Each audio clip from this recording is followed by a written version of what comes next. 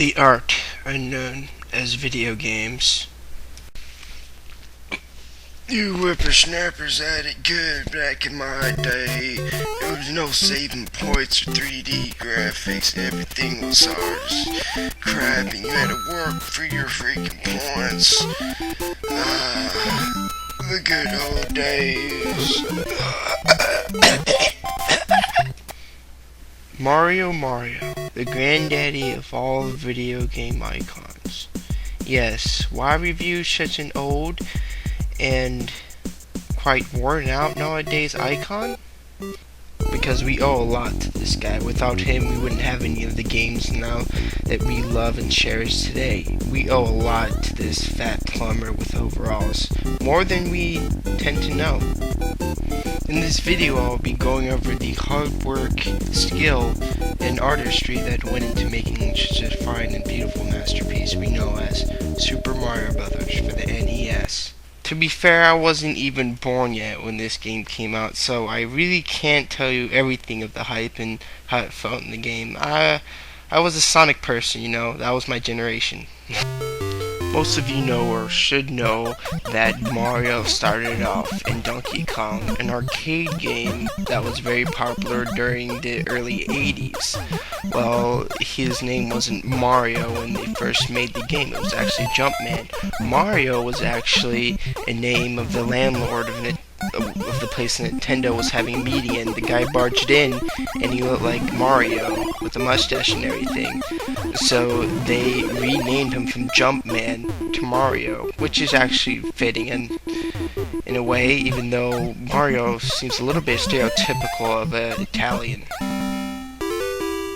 I mean, if you think about it, Mario is pretty dang stereotypical. It's a fat plumber with a mustache that has a very annoying stereotypical voice. I mean, what does a plumber even have to do with Mario World at all, or anything like that? Well, you could get away with a lot of stuff back then, and Japanese people really didn't know any better. I guess it was a joke on the landlord that pissed them off during a meeting or something, because Mario is kind of offensive. Like this, for example, Mr. Popo. This is the only black guy on Dragon Ball Z, and look how horribly racist and offensive this is. Well, I guess they didn't know any better back in Japan. Well, let me get back to the actual video game. Sorry about that interruption. I just had to say that. This is the man who made it all that we know as Mario today. Yes, Miyamoto, born in 1955, has paved the way for all video gaming as we know it. And this man alone has revived the gaming community and brought it to what it is today. Shigeru Miyamoto is a true artist that uses great gameplay and innovation over all other things to bring us games that we remember in all time throughout our lives. When this masterpiece came out, the gaming industry was literally dead. And I mean dead. Horrible abominations such as this piece of crap was common day back in the early 80s. This led to people getting pissed off and dishing $50 or so for a horrible game such as this. So people got angry and stopped buying games. And by the mid-80s, people didn't really care about home game system anymore, or arcades for that reason.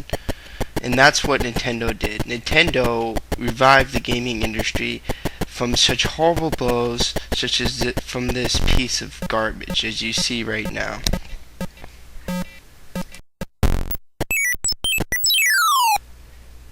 This is the NES, otherwise known as the Family Famicom in Japan. This system came out in 1983, and it took 2 years just to come to America.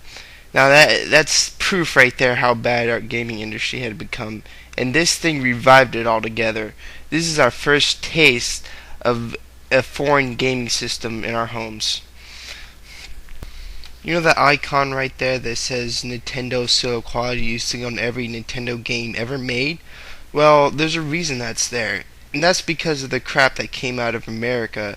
Its games were in the gaming industry so bad that Nintendo didn't want to make that mistake. So they make sure that their games were quality, even though sometimes that wasn't the case.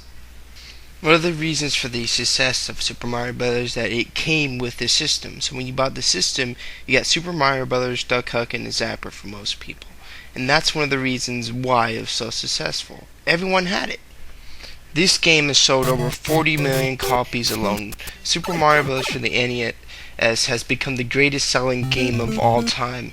And there's a reason for that, because it's awesome. Now that I have reviewed the history and what gone into the actual game and everything like that, I'm going to be reviewing the actual game itself in great detail like anyone has ever seen before. Thank you for watching, and tune in for the next video.